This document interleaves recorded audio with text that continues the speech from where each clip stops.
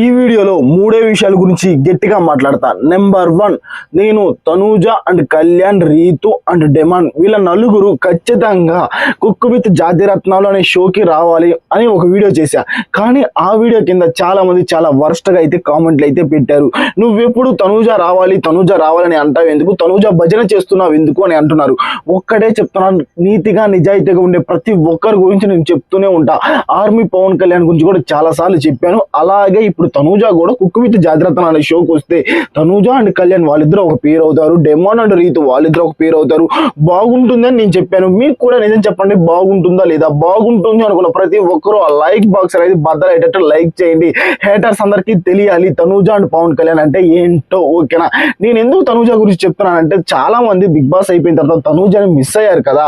అలాంటి అమ్మాయి ఇప్పుడు తనూజ, కళ్యాణ్ ఎలాగో వస్తున్నాడు, కళ్యాణ్ పక్కన తనూజ ఉంటే యాజ్ ఏ ఫ్రెండ్స్ గా చూడటానికి మనకు బాగుంటుందని నేను చెప్పానే కానీ నాకు నోటుకు వచ్చినట్టు ఎలా పడితే అలా చెప్పలేదు. నచ్చితే చూడండి తనూజ అండ్ పవన్ కళ్యాణ్ గురించి, నచ్చకపోతే స్కిప్ చేసుకుని వెళ్ళిపోండి. ఓకేనా?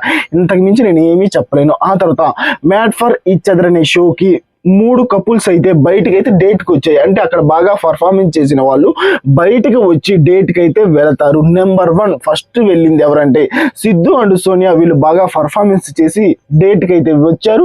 డేట్కి వచ్చినప్పుడు వాళ్ళకి చాలా బందోబస్తు ఉంటుంది. ఓకేనా? మళ్ళీ వాళ్ళని ఎవరిని కలవనీయకుండా వాళ్ళకుంటూ ఒక స్పెషల్ రూమ్ అట్లా డేట్ ఉంటుంది. అలా డేట్కి వచ్చిన వాళ్ళని మళ్ళీ తీసుకుని వెళ్ళి మళ్ళీ అదే మ్యాడ్ ఫర్ ఈచ్ అదర్ అనే విల్లాలో అయితే పడేస్తారు. Number 2 Nookaraju and Asia. వీళ్ళైతే నెంబర్ 2 వీళ్ళు కూడా డేట్కి వచ్చారు బాగా పర్ఫార్మెన్స్ చేసి. ఓకేనా? Number 3 Vasanthi and Kalyan. వీళ్ళు రావడమే నాకు మిస్మరైజింగ్ గా ఉంది. మనకు వచ్చిన అప్డేట్స్ లో ఏంటంటే వీళ్ళిద్దరూ కలిసి ఉండట్లేదు, మాట్లాడుకోవట్లేదు అని హౌస్ లో ఉన్న ప్రతి ఒక్కరు వీళ్ళ మీద పాయింట్అవుట్ చేస్తున్నారు. కానీ అలాంటి వాళ్ళు ఇలా బయటికి డేట్కి రావడం అయితే సూపర్ అనిపిస్తుంది. వీళ్ళిద్దరూ, కళ్యాణ్ కూడా యాటిట్యూడ్ నాకు నచ్చుతుంది. కళ్యాణ్ యాటిట్యూడ్ అయినా కానీ బాగా నార్మల్ వేలో మాట్లాడేస్తున్నాడు. వాసంతి అయినా కానీ అర్థం చేసుకుంటుంది. వీళ్ళైతే నెంబర్ 3 వీళ్ళైతే డేట్కి అయితే వచ్చేసారు. ఆ తర్వాత మ్యాడ్ ఫర్ ఈచ్ అదర్ లో వైల్డ్ కార్డ్స్ ఎవరు అని అడుగుతున్నారు. ఆల్రెడీ చెప్పా, wild cards Mahesh and Sandra eliminate అవుతారు. ఓకే, 3rd వీక్ లో ఎలిమినేట్ అయిపోయి వాళ్ళు మళ్ళీ వైల్డ్ కార్డ్స్ గా వస్తారు. ఆ తర్వాత నెంబర్ 2 ఇంకో వైల్డ్ కార్డ్ కూడా ఉంది.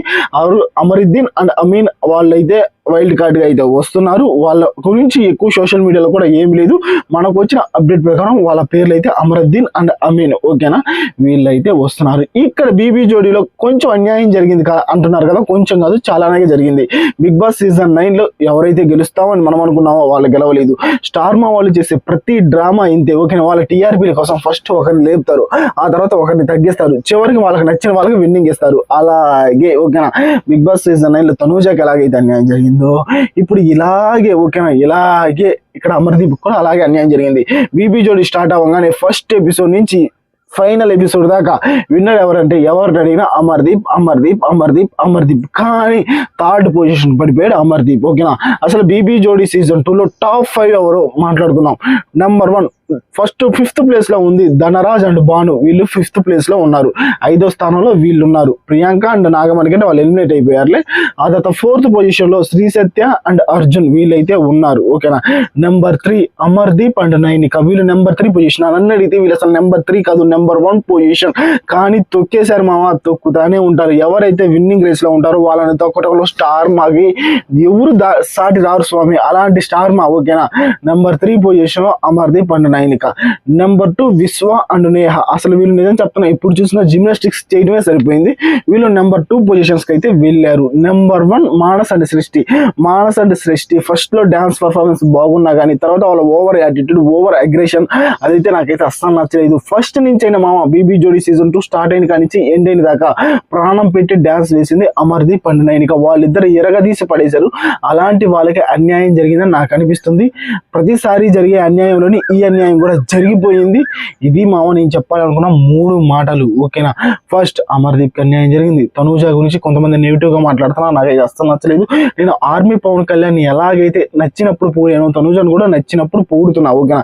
ఇద్దరిలో ఎవరు తప్పు చేసినా, తాట తీసినా, వదిలేసిన రోజులు ఉన్నాయి, బాగా పూడిన రోజులు కూడా ఉన్నాయి. వాళ్ళు 2 జోడీలు కుక్ విత్ జాతిరత్నాలకు వస్తే బాగుంటుందని నేను అనుకున్నాను. మీకు నచ్చితే అనుకోండి, నచ్చకపోతే వదిలేయండి. ఓకేనా? ఆ తర్వాత మ్యాడ్ ఫర్ ఈచ్ అదర్ లో 3 జోడీలు అయితే బయటకి అయితే డేటింగ్ అయితే వచ్చాయి. ఇప్పటికే 5 జోడీలు అయితే ఎలిమినేషన్ అయితే అయిపోయాయి. 3 జోడీలు డేట్కి అయితే వచ్చాయి. ఆ 3 జోడీలు మళ్ళీ హౌస్ లోకి వెళ్తారు. Please do like, share and subscribe మన బీబీ తెలుగు. ఒకరితో మనకు అనవసరం, మనకి ఇక్కడ ఏదనిపిస్తే అదే చెప్తా.